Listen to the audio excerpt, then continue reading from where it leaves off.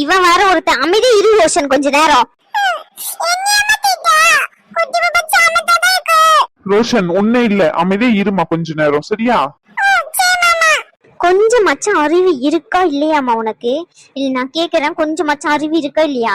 என்ன நினைச்சுக்கிட்டு இருக்கீங்க ரெண்டு பேரும்? இங்க வந்து சண்டை போட்டுக்கிட்டு இருக்கீங்க. இது சண்டை போடுற இடமா? சுத்தி எத்தனை பேர் வேடிக்கை பார்த்துக்கிட்டு இருக்காங்க. என்னதான் உன் மனசுல நினைச்சுக்கிட்டு இருக்க நீ? தயவு செஞ்சு கேபினுக்கு வந்து தொலை. எல்லாம் உன் பாட்டி தாண்டி, அதான் தெரிஞ்ச விஷயமே. அதுக்காண்டி இப்படி நின்று சண்டை போட்டுக்கிட்டு இருக்கணும்னு என்ன அவசியம் இருக்கு? லூசு மாதிரி பிஹேவ் பண்ணாதம்மா. தேவையில்லாம பிரச்சனை பண்ணிக்கிட்டு அதான் ஹாஸ்பிட்டல்ல வந்து இப்படி கத்திக்கிட்டு இருக்கியே. வேற யாருன்னா பண்ணா கூட பரவாயில்ல, நீ எப்படி கத்திக்கிட்டு இருக்க?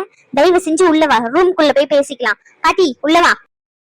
உன்னால என் அம்மனை சொல்லிக்கிறதுக்கு எனக்கு அசிங்கமா இருக்கு. நீ பண்ற வேலையெல்லாம் கொஞ்சமாச்சும் எதனா மரியாதை கொடுக்குற வேலையை பாக்குறியா நீ? எதுவுமே மரியாதை கெட்ட வேலையத்தான் நீ பாத்துக்கிட்டு அலைஞ்சுக்கிட்டு இருக்கா. என்னதான் மனசுல நினைச்சுக்கிட்டு இருக்க? முதல்ல அதையாச்சும் சொல்லி தொலை. யாருமே நிம்மதியா இருக்க கூடாதுன்னு நினைச்சுக்கிட்டு இருக்கியா? என்னத்த சொல்லணும் ஒண்ணும் புரிய மாட்டேங்குது. இப்ப என்ன ஆச்சுன்னு கத்திக்கிட்டு இருக்கம்மா? என்ன ஆச்சா? போன இடத்துல அனுவோட அம்மாவை பார்த்து அனு இப்படி இருக்கா அப்படி இருக்கான்னு சொல்லி இல்லாத பொல்லாததையும் சொல்லி அங்க வச்சு சண்டையை ஏற்படுத்தி கடைசியில பிரியாவும் முத்துமாரியும் ஃபங்க்ஷன்ல பிரச்சனையை வந்து அவங்க நாங்க இந்த வீட்டை விட்டு போறோம், நீங்க இருக்க மாட்டோம்னு சொல்லி அவங்க அம்மா நீங்க இது என் வீடு கிளம்புங்கன்னு சொல்லி எவ்வளவு பிரச்சனையை கேட் பண்ணிருக்கு தெரியுமா இந்த கிழவி? எனக்கு வர கோவத்துக்கு என்னத்த சொல்லுன்னு தெரியல. நானும் போனா போது நீ அம்மா வச்சு மரியாதை கொடுத்து பார்த்தேன். இதுக்கு மேல இதுக்கு ஒரு முடிவு எடுத்தே ஆகணும். இததான் நாங்க ஆரம்பத்துல இருந்து சொல்லிக்கிட்டு இருக்கோம். நீதான் அம்மா ஆட்டுக்குட்டின்னு சொல்லிக்கிட்டு இவ்வளவு பெரிய பிரச்சனையை உருவாக்கிக்கிட்டு இருக்க. என்னத்த பண்ணுறது? உங்க சொல் புத்தியாச்சும் இருக்கணும், இல்ல சுய புத்தியாச்சும் இருக்கணும். உனக்கு ரெண்டுமே இல்ல. நாங்க என்னத்த சொல்றது? பட்டாதான் திருந்துவோன்னா பட்டு திருந்திக்கோ. கேட்டியா? அவ பேசுற பேச்சு கேட்டியா நீ? அவ வயசு என்ன, நம்ம வயசு என்ன? அவ அறிவுரை சொல்ற அளவுக்கு நீ நடந்துகிட்டு இருக்க. என்னைக்காச்சும் கேக்குறேன், கொஞ்சமாச்சும் வயசுக்கு தகுந்த மாதிரி என்னைக்காச்சும் நடந்துகிட்டு இருக்கியா? எதுக்கு எடுத்தாலும் சண்டை. நீ இருக்கிற இடத்துல சண்டை நடக்கணும், இல்லன்னா நீயே நடத்திட்டு வந்துருவ. அப்படித்தானே? ஒருத்தரும் நிம்மதியா இருந்துடக்கூடாது. எல்லாரும் கெட்டு சீரழியணும்னு நினைக்கிறியோ? சொல்லி வாய்த்தவன் சொல்லி. ஐயோ ஐயோ ஐயோ கடவுளே, ஐயோ என் பிள்ளைய எப்படி என்ன பார்த்து கேள்வி கேட்டுட்டா. இதுக்கு மேல நான் உயிரோட இருந்து என்ன பிரயோஜனம்? இந்த நிமிஷமே கடவுளைய உயிரை பறிச்சுக்கோ.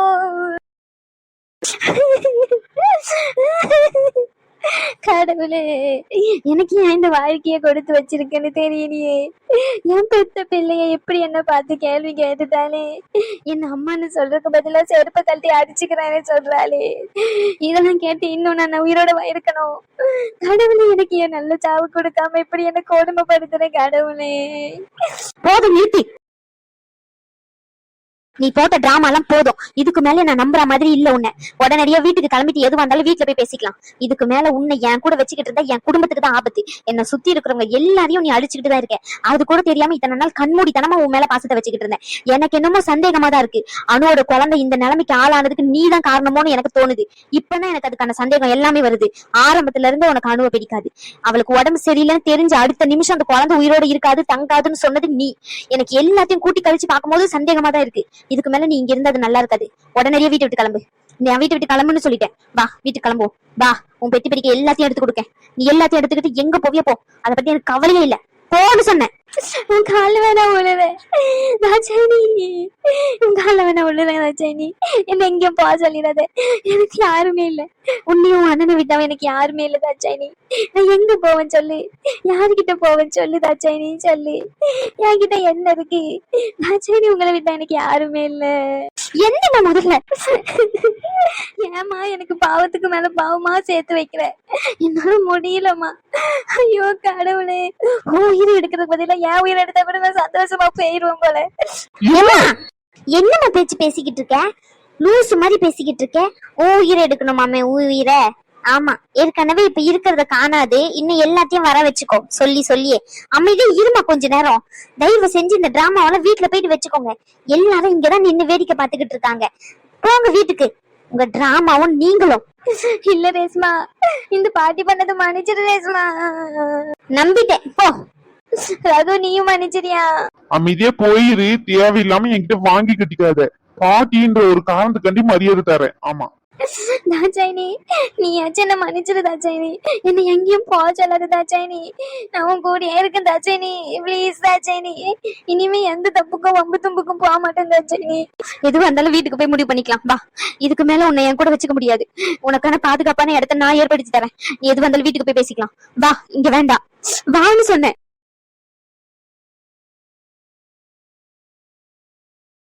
ரேஷ்மா, என்னால இந்த டிராமாவெல்லாம் பாத்துக்கிட்டு இருக்க முடியல. எனக்கு ரொம்ப தலைவலிக்குது. வீட்டுக்கு போகணும்னு நினைச்சாலே எரிச்சலா தான் இருக்கு. ஒரு நாள் ஒரு பிரச்சனை. ஒரு நிம்மதின்றது வாழ்க்கையில இல்லாதமா போயிட்டு. ஷோ. என்ன பண்றது? இப்ப பாரு, அவங்க அழுது உக்காந்த உடனே அம்மா உடனே வாமா போமான்னு சொல்லி இழுத்துக்கிட்டு போறாங்க. இல்ல நம்ம அம்மாவை தான் சொல்லணும். ஒரு விஷயம் பிடிக்கல அப்படின்னா அதை தள்ளி வைக்கணும்னா நம்ம தான் ஸ்ட்ராங்கா இருக்கணும். அதை விட்டுட்டு தேவையில்லாத பிரச்சனையெல்லாம் ஏற்படுத்திக்கிட்டு இருப்பா. ஷோ, வீட்டுக்கு போய் பேசிக்கலாம். எனக்கு கொஞ்சம் ஓபி பேஷண்ட்லாம் இருக்கு. நான் எல்லாத்தையும் பார்த்துட்டு வரேன், சரியா? சரி. இவனை வர இங்க கொண்டு வந்து விட்டுட்டு போயிட்டாங்க. இப்ப இவனை யார் சமாளிக்கிறது?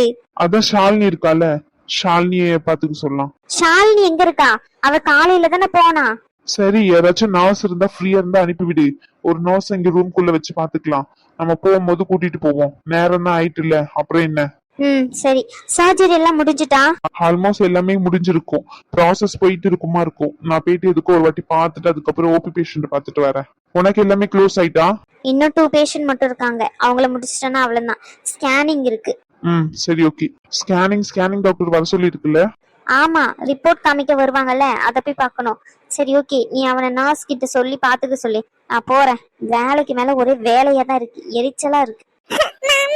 ரோஷன், சாப்பிடலையாம்மா நீ மதியம்? இன்னும் மணி 4 மணி ஆயிட்டு. சரி வா, மாமா ஏதாச்சும் வாங்கி கொடுத்து கூட்டிட்டு வரேன். நாங்களாம் யாரும் வேண்டாம் நினைச்சிட்டியானு? என்ன எதுக்கு நினைச்சிட்டியானு சொல்லணும். நாங்களாம் வேண்டமே வேண்டாம். அம்மாவை எதுக்கு இனி தேடிக்கிட்டு? நம்மளுக்கு வசதியான வீடு வந்துட்டு, அதனால நம்ம அங்கனே இருந்துக்கலாம். இவன் வசதி இல்லாதவ தானே, அதனால இவகிட்ட சொல்லி என்ன பிரயோஜனம் நினைச்சிட்டியானோ? அம்மா கிட்ட ஒரு வார்த்தை சொல்லணும்னு உனக்கு தோணலானோ? ஐயோ அம்மா, அப்படியெல்லாம் ஒண்ணும் இல்லம்மா. எனக்கு லைட்டா வாமிட்டிங் தான். வாமிட்டிங் எடுத்ததே இருந்ததுனால ரொம்ப தண்ணி இல்லாம மயக்கம் போட்டு விழுந்திருக்கேன், அவ்வளவுதான். அதனால ஹாஸ்பிட்டல் கூட்டிட்டு வந்து சேர்த்திருக்காங்க. இது ஏதோ அவருடைய ஹாஸ்பிட்டல்ன்றதுனால சரி 1 or 2 days இங்கே இருக்கட்டும் அப்படின்னு சொல்லிட்டு இருக்காங்க. அது என்னமோ நீ பெரிய விஷயமா ஆக்கிக்கிட்டு எனக்கு வசதி இல்ல அதனாலதான் என்கிட்ட சொல்லல அப்படின்னு இருக்கேன். ஏன் இப்பெல்லாம் பேசிக்கிட்டு இருக்கேன் என்கிட்ட வந்து? நான் என்னைக்காச்சும் உன்கிட்ட அப்படி நான் நடந்துகிட்டு இருந்திருக்கானா? சொல்லுமா. நீ அப்படி நினைச்சதுனால தானே இன்னைக்கு என்கிட்ட இந்த விஷயத்த மறைச்சிருக்கேன். வயிற்றுல பிள்ளைய வச்சுக்கிட்டு எதுனா ஒண்ணு ஆச்சுன்னா முதல்ல அம்மாவை தான் தேடுவாங்கன்னு சொல்லுவாங்க. ஆனா நீ என்ன தேடவே இல்லல்ல. உனக்கு எல்லாமே பிறந்த வீட விட புகுந்த வீடு தானே ஆயிட்டு. அப்படித்தானே அனு? சொல்லுடி சொல்லு. ஐயோ அம்மா, அப்படியெல்லாம் ஒண்ணும் இல்ல சரியா? எனக்கு எப்பவுமே என் அம்மா தான் முதல்ல, அதுக்கப்புறம் தான் மத்தவங்க எல்லாம். நான் யோசிச்சதுக்கு காரணமும் அதுதான், உன்கிட்ட சொல்லாததுக்கு காரணமும் அதுதான். என்ன அனு நீ? உன்னால என்னத்த சொல்ல? பெத்த வீட்டுல ஒரு வார்த்தை சொல்லணும்னு உனக்கு தோணல, அப்படித்தானே? அதுக்கு மேல ஒருத்தர் இருக்கான், பொண்டாட்டி தாசனா. ஆமா, ஒரு வார்த்தை சொல்லக்கூடாதுன்னு நினைச்சுக்கிட்டு இருந்திருக்கான். எங்க சொன்ன வளகாப்புலாம் நின்னு போயிருமே அப்படின்னு சொல்லிட்டு இப்ப என்னன்னா பொண்டாட்டி முந்தானியே புடிச்சுக்கிட்டு வீட்டை விட்டு கிளம்பிட்டான். ஐயோ அத்தை, என்ன சொல்றீங்க?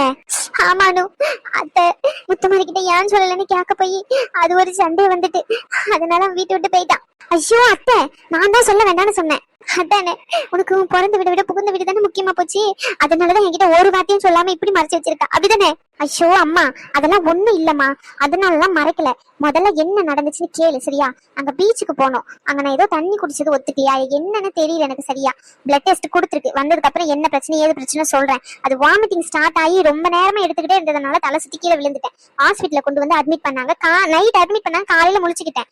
அப்ப கூட ரகு சொன்னாங்க அம்மா கிட்ட சொல்லி வர சொல்லட்டுமான்னு சொல்லி. நான் தான் வேண்டான்னு சொன்னேன். ஏன் தெரியுமா?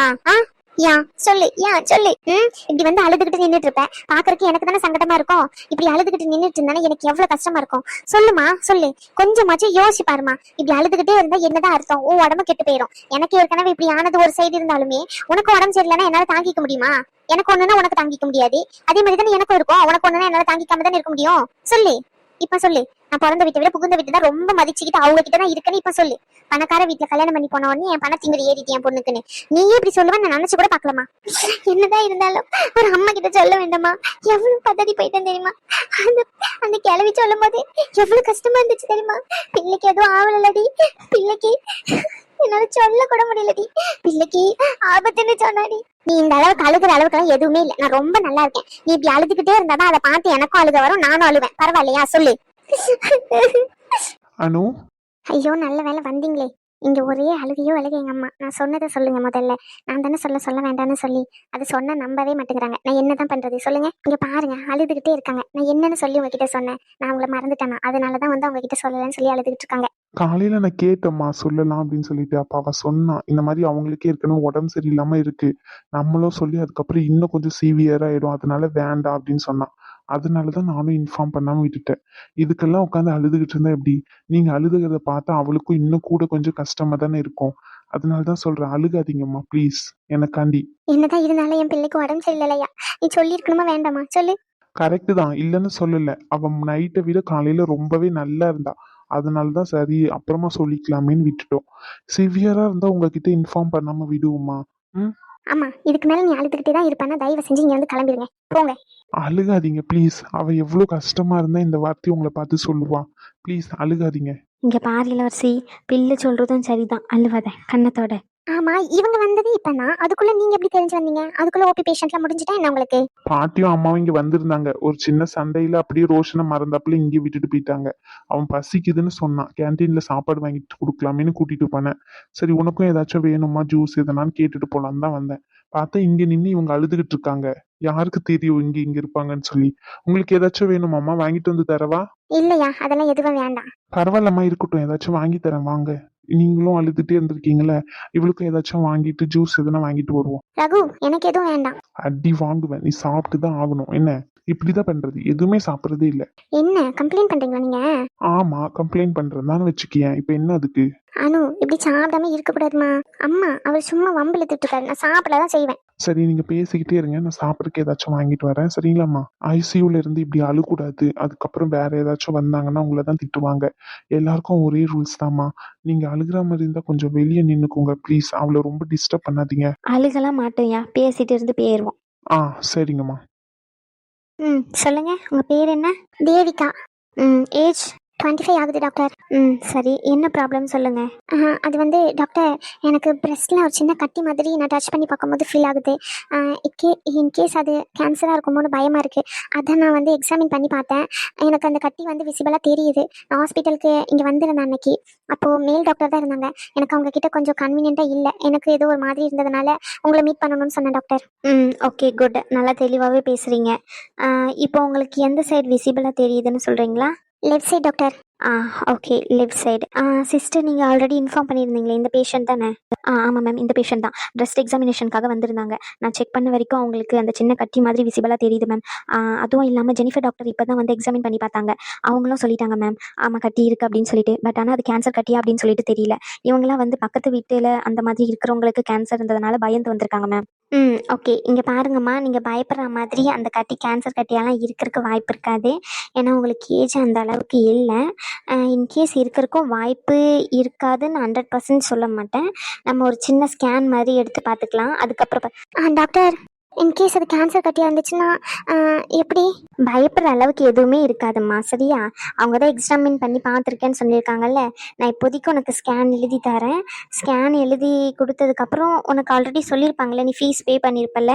ஆமாம் டாக்டர், நான் ஃபீஸ் பே பண்ணியிருக்கேன். அந்த சார் சொன்னார் 2 சைடுமே நம்ம வந்து எடுத்து பார்த்துக்கலாம் அப்படின்னு சொல்லிட்டு. அதான் உங்ககிட்ட ஒரு ஒப்பீனியன் கேட்டுக்கலான்னு சொல்லி. உங்களுக்கு பயமாக இருக்குது அப்படின்னா 2 சைடுமே எடுத்துக்கலாம், பிரச்சனை இல்லை, சரிங்களா? 1 சைடு எடுக்கும்போது 1500னா 2 சைடு இருக்கும்போது 3000 வரும். உங்களுக்கு கேஷ் பற்றி எந்த ஒரு பிரச்சனையும் இல்லைன்னா நீங்கள் எடுத்துக்கோங்கம்மா. Okay doctor. நான் ஸ்கேன் இதில் எழுதியிருக்கேன். உள்ளே போனீங்கன்னா ஸ்கேனிங் ரூம் இருக்கும். ஸ்கேன் பண்ணிவிட்டு நீங்கள் ஸ்கேன் வந்து இங்கே எடுத்துகிட்டு வந்து காட்டுங்க, சரிங்களா? நீங்கள் போங்க, நர்ஸ் வந்து உங்களுக்கு எல்லா டீட்டெயிலும் எக்ஸ்பிளைன் பண்ணுவாங்க. எதுவும் பிரச்சனைலாம் இருக்காதுல்ல டாக்டர்? எந்த பிரச்சனையும் இருக்காதுமா, ஏன் இப்படி பயந்துக்கிட்டே இருக்கீங்க? இல்லை டாக்டர், என்னுடைய நெய்பரும் இப்படி தான் போனாங்க. பட் இருந்தாலும் அவங்களுக்கு கேன்சர்னு சொல்லிட்டாங்க. அதான் ரொம்ப பயமாக இருக்குது. வீட்டில் எல்லாருமே பயப்படுறாங்க. அதனால தான் நான் யாரையுமே கூட்டிகிட்டு வராமல் தனியாக வந்தனே. அதெல்லாம் ஒன்றும் இருக்காது, சரிங்களா? நீங்கள் பயப்படாமல் இருங்க. அவங்களுக்கு என்ன ஏஜ்? அவங்களுக்கு 45 to 50. சரி, ஓகே. இந்த மாதிரி யாருக்காச்சும் இருக்குது அப்படின்னா உங்கள் வீட்லேயே இருக்குதுன்னா, இந்த ஏஜ் குரூப்பில் இருக்குது அப்படின்னா அவங்கள கண்டிப்பாக இம்மிடியேட்டாக செக் பண்ண சொல்லுங்கள், சரிங்களா? ஒரு ஸ்கேன் எடுத்துகிட்டு ஆரம்ப ஸ்டேஜ்லேயே இருக்குது அப்படின்னா நம்ம ரிமூவ் பண்ணிடலாம்.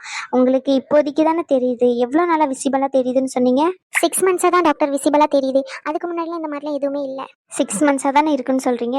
இது ஆரம்ப ஸ்டேஜாக இருந்தால் கூட ஈஸியாக ரிமூவ் பண்ணிவிட்டு அதுக்கான ட்ரீட்மெண்ட் எடுத்தால் உங்களுக்கு எந்த பிரச்சனையும் இல்லை. நீங்கள் அதெல்லாம் எதுவுமே பயப்பட வேண்டாம். உங்களுக்கு மேரிட் ஆகிட்டா? இல்லை டாக்டர், அன்மேரிடு. அதுதான் ரொம்ப பயமாக இருக்குது. வீட்டில் எல்லாரும் ரொம்ப பயப்படுறாங்க. அதெல்லாம் எதுவும் இருக்காது, நீங்கள் எதுவுமே பயப்படாதீங்க, சரிங்களா? எல்லாமே நல்லபடியாக நடக்கும். Thank you doctor. சரி, ஓகே. நீங்கள் போங்க, அவங்க ஸ்கேனிங்க்கு என்னென்ன ப்ரொசீஜர் எல்லாத்தையும் எக்ஸ்பிளைன் பண்ணுவாங்க. Okay doctor. ஜெனிஃபர் வந்துட்டாங்களா என்ன? எஸ் மேம், ஜெனிஃபர் அப்பவே வந்து ஜாயின் பண்ணிட்டாங்க. ரகு சாரை மீட் பண்ணதா சொன்னாங்க. அதுக்கப்புறமா ரகு சார் தான் ஓபி பேஷண்ட்டை பாருங்க, அதுக்கப்புறம் பேசிக்கலாம் அப்படின்னு சொன்னாங்களாம். அவங்க தான் ஓபி பேஷண்ட் எல்லாத்தையும் பார்த்தாங்க மேம். நீங்க ஸ்கேன் எழுதி கொடுத்த எல்லா பேஷண்ட்டுக்கும் அவங்க கிளியர் பண்ணிட்டாங்க மேம். இப்போதைக்கு ஓபி பேஷண்ட் யாருமே இல்ல மேம். ஓ ஓகே, அவங்க ஃப்ரீயா இருந்தா என்னுடைய கேபின் வர சொல்லுங்க. நெக்ஸ்ட் ஒரு பாட்டிமா எப்பவுமே ரெகுலர் செக்அப் வருவாங்களே, அந்த பாட்டிமாக்கு முடிஞ்சாச்சா? முடிஞ்சாச்சு மேம். இப்போ வந்தாங்களே அவங்க தான் முடிக்க வேண்டியது. அந்த பாட்டிமாக்கு உடம்பு முடியலன்னு சொல்லிட்டு இந்த பிள்ளையை கேட்டுட்டு அவங்க ஃபர்ஸ்ட் போயிட்டாங்க. அதனாலதான் இவங்க லாஸ்ட் வரைக்கும் உட்காந்துக்கிட்டு இருக்கிற மாதிரி ஆயிட்டு உங்ககிட்ட பாத்துட்டு போறாங்க மேம். சரி ஓகே. அதுக்கப்புறமா அந்த எமர்ஜென்சி கேஸ்ல இருக்க ஸ்ரீனிவாசன் அவங்க ரிப்போர்ட் எல்லாமே என்னுடைய டேபிளுக்கு கண்டிப்பா எடுத்துட்டு வந்துருங்க. சர்ஜிக்கல் எல்லாமே முடிஞ்சுட்டா? ஹார்ட் சர்ஜரி வந்து நடந்துட்டு தான் மேம் இருக்கு. இன்னும் 10 to 15 மினிட்ஸ்ல முடிஞ்சிரும்னு சொன்னாங்க மேம். சரி ஓகே. என்னுடைய ஜூனியர்ஸும் என்னுடைய டேபிளுக்கு வர சொல்லுங்க. ஃபர்ஸ்ட் வந்து நீங்க போயிட்டு ஜெனிஃபர் என்னுடைய டேபிளுக்கு வர சொல்லிட்டு அதுக்கப்புறமா ஜூனியர்ஸை வர சொல்லுங்க. Okay okay ma'am. மேம் அதுக்கப்புறம் என்னாச்சு சொல்லுங்க மேம். அனு மேமோட லேப் ரிசல்ட் வந்திருக்கு மேம். அதுதான் உங்ககிட்ட கொடுத்துட்டு போலான்னு சொல்லிட்டு வந்தேன் மேம். ஓ அப்படியா, சரி கொடுத்துட்டு போங்க. Okay ma'am. ரேஷ்மா மேம். என்ன ஜெனிஃபர், இந்த மாதிரி தான் பண்ணுவீங்களா நீங்க? ஒரு இடத்துல ஒர்க் பண்ணும் போது தெளிவான கன்க்ளூஷன் கொடுக்கணும்னு தெரியாதா? உங்களுக்கு எத்தனை வாட்டி காண்டாக்ட் பண்றது? காண்டாக்ட் பண்ணும் போதுலாம் உங்களை தவிர வேற யாராச்சும் எடுக்கிறாங்க, வேலைக்கு வர மாட்டாங்கன்னு சொல்லிட்டு வச்சிடறாங்க. உங்களுடைய பொசிஷன்ல வேற யாரையாச்சும் அப்பாயின்மெண்ட் பண்ணலாம்னு நினைச்சா நீங்க ஒரு தெளிவான கன்க்ளூஷனும் கொடுத்ததா மாதிரி தெரியல. என்னதான் ஆச்சு மேம்? என்னதான் ப்ராப்ளம் உங்களுக்கு? ஜாப் குயிட் பண்ணணும்னு நினைச்சிட்டு இருந்தீங்கன்னா ஓப்பனா சொல்ல வேண்டியது தானே. அதுக்காண்டி இந்த மாதிரியே பண்ணுவாங்க. நாங்க வேற வேகன்சி ஆச்சு எடுத்துக்கிட்டு இருப்போம்ல. உங்களால எந்த அளவுக்கு சஃபர் ஆயிட்டு இருக்கு தெரியுமா ஹாஸ்பிட்டல்? ஃபீமேல் கேண்டிடேட்ஸ் நீ மட்டும் தான் இருக்குன்னு உங்களுக்கு நல்லாவே தெரியும். நீங்க இப்படி தெரிஞ்சுமே நீங்க இந்த மாதிரி பண்ணலாமா? சாரி மேம், எனக்கு தெரியும், இல்லைன்னு சொல்லல. பட் ஆனால் ஃபேமிலி சுச்சுவேஷன். என்ன ஃபேமிலி சுச்சுவேஷன் சொல்லுங்க? என்ன ஃபேமிலி சுச்சுவேஷன்? இப்போ தானே உங்களுக்கு மேரேஜ் ஆச்சு, அதுக்கான லீவும் கொடுத்தாச்சு. இதுக்கு மேலே என்ன? உங்களுக்கு லீவ் வேணும்னா நீங்கள் ப்ராப்பராக இன்ஃபார்ம் பண்ணியிருக்கணும். அப்படி இல்லை நான் ரிசைன் பண்ண போகிறேன்னா அதையாச்சும் இன்ஃபார்ம் பண்ணியிருக்கணும். எதுவுமே பண்ணாமல் நீங்கள் என்னதான் முடிவில் இருந்தீங்க அதையாச்சும் சொல்லுங்க. அது சாரி. ஷோ, நான் வேற ஏதோ டென்ஷனில் உங்ககிட்ட பேசிட்டேன். Sorry Jennifer. என்னாச்சு? என்ன ப்ராப்ளம்? வீட்ல ஏதாச்சும் பிரச்சனையா? நான் என்னன்னு சொல்ல, வேலைக்கு போக கூடாதுன்னு சொல்றாங்க. வேலைக்கு போக கூடாதுன்னு சொல்றாங்களா? உன் மாமியார் நல்லா தானே பேசினாங்க. இப்பவும் நல்லா தான் நடந்துக்கிறாங்க. ஆனா வேலை விஷயம் வந்தா மட்டும் என்ன அலோவ் பண்ணவே மாட்டேங்கிறாங்க. வேலைக்கு போனோன்னா நான் அவங்க பையனை மதிக்க மாட்டேங்கிறானா. இது என்ன லாஜிக்னு எனக்கே புரிய மாட்டேங்குது ரேஷ்மாக்கா. சரி ஓகே, நீ அவங்க கிட்ட சொல்லி கார்த்திக் கிட்ட சொல்லி ஏதாச்சும் மூவ் பண்ண வேண்டியதானே? அவங்க கிட்ட சொன்னாலும் அதே தான் அவனும் சொல்றான். எவ்வளவுதான் நானும் போராடி பாக்குறது. இன்னைக்கு அதான் சொல்லாம கொள்ளாம நானே கிளம்பி வந்துட்டேன். என்ன ஆனாலும் பரவாயில்லன்னு சொல்லிட்டு. என்ன சொல்ற? ஏதாச்சும் ப்ராப்ளம் ஆக போகுது நீ பாட்டு கிளம்பி வந்துட்டேன்னு சொல்ற. கார்த்தி நல்ல டைப்பா தானே இருந்தாரு மேரேஜ்க்கு முன்னாடி. நல்லா தானே உங்ககிட்ட அட்னசரிஸ்ன்னு இருந்தாரு. அவங்க அம்மாவும் நல்லா தான் இருந்தாங்க. ஏன் இப்ப என்னவா? என்னன்னு எனக்கே தெரியலக்கா.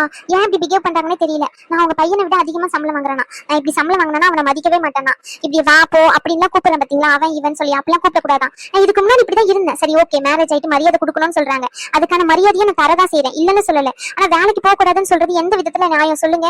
நானும் 1 வீக்கா முடியவே இல்லை. என்னால எவ்வளவு ஸ்டபனா நிக்க முடியுமோ அந்த அளவுக்கு நின்று பாத்துட்டேன். மேரேஜ்க்கு அப்புறமாச்சும் என் வாழ்க்கை நல்லா இருக்கும்னு நினைச்சேன். ஆனா இந்த அளவுக்கு மாறும் நான் நினைச்சு கூட பாக்கல சுத்தமா. சரி விடு. கார்த்திக் கிட்ட பேசுனதுக்கு அவங்க என்ன சொன்னாங்க? அதை சொல்றேனே, என் அம்மா சொல்றதை கேளு. அவங்களுக்கு ஆல்ரெடி உடம்பு சரியில்லை, நீயும் சேர்ந்து கஷ்டப்படுத்தாதன்றாங்க. நானும் சேர்ந்து கஷ்டப்படுத்துனா அப்ப என்ன எதுக்கு அவங்க கல்யாணம் பண்ணிக்கணும்? எனக்குன்னு ஒரு தனி ஒப்பீனியன் இருக்கும்ல, எனக்குன்னு வேலை போகணும்னு இருக்கும்ல. நான் இவ்வளவு கஷ்டப்பட்டு வேலை தேடி படிச்சு முடிச்சு எல்லாத்தையும் பண்ணது என்னுடைய செல்ஃப் ரெஸ்பெக்ட்காக தான். நான் ஏன் தனி காலில் நிக்கணும்ன்றதுக்காண்டி தான் இவ்வளவு பண்ணி கடைசி கல்யாணம் பண்ணிட்டேன்ற ஒரு காரணத்துக்காண்டி மொத்தத்தை விட்டுட்டு வந்துட முடியுமாக்கா சொல்லுங்க? நான் இதெல்லாம் சொன்னா ரொம்ப பேசுறேன், படிச்சு திமிர்ல பேசுறேன், வேலைக்கு போற திமிர்ல பேசுறேன்னு சொல்றாங்க. எல்லாரையும் கூப்பிட்டு வச்சு ஒரு நாள் ஒரு பஞ்சாயத்து நடக்குது. என்னால முடியவே இல்லக்கா. என்னால என்ன பண்றதுன்னு தெரியல. இவங்க கிட்ட சொன்னாலே அம்மா சொல்றதை மட்டும் கேளு, வேற ஏதோ நீ பண்ணாதங்கிறாங்க. கல்யாணத்துக்கு முன்னாடி இருந்த கார்த்திக்கும் இப்ப இருந்த கார்த்திக்கும் ரொம்ப டிஃபரன்ஸ்க்கா. வேலைக்கெல்லாம் கரெக்டா போறாங்க தானே? அவங்க அம்மாக்கு உடம்பு சரியில்லை, அதுக்காண்டி ஆகிற மெடிக்கல் எக்ஸ்பென்சிவ். அதுக்கப்புறமா அந்த பிள்ளை படிக்கணும்னு ஆசைப்படுறா, அதுக்கு செலவு இருக்கு. அவளுக்கு கல்யாணம் பண்ணணும். நம்ம கல்யாணம் பண்ண செலவு எல்லாமே நாங்க தான் ஏத்துக்கிட்டு வந்திருக்கோம். அந்த கடனை அடைக்கணும். எவ்வளவு விஷயம் இருக்குக்கா. ஒருத்தவங்க சம்பாதிச்சா மட்டும் போதுமாக்கா இந்த காலகட்டத்துல? நானும் வேலைக்கு போறேன்னு சொல்றது அவங்களுக்கு அவ்வளவு தப்பா படுதுக்கா. இதுல என்ன இருக்குது? சாதாரண விஷயமா தான் எனக்கு படுது. நான் ரொம்ப தப்பு பண்ணிட்டோம்னு நினைக்கிறேன் இப்போ. ஏன்னா இவன் இந்த மாதிரி என்ன ட்ரீட் பண்றான்னு எனக்கு தெரிய மாட்டேங்குது. கல்யாணத்துக்கு முன்னாடி செல்லம் வெள்ளம் இருந்தவன் இப்ப பார்த்தாலே சீ அப்படிங்கிறான். நான் என்ன அந்த அளவுக்கு மோசமானவளாக்கா? நான் அந்த அளவுக்கு அடமெண்ட்லாம் இல்லக்கா. சொன்ன ஒரு விஷயத்த கேட்டுப்பேன். பட் ஆனா இந்த விஷயத்துல அவங்க சொல்றது என்னால கேட்கணும்னு தோண கூட மாட்டேங்குது. எல்லாத்துக்கும் ஒரு லிமிட் தானக்கா. என்ன பண்றது சொல்லுங்க? இப்போ என்னதான் முடிவெடுத்திருக்க?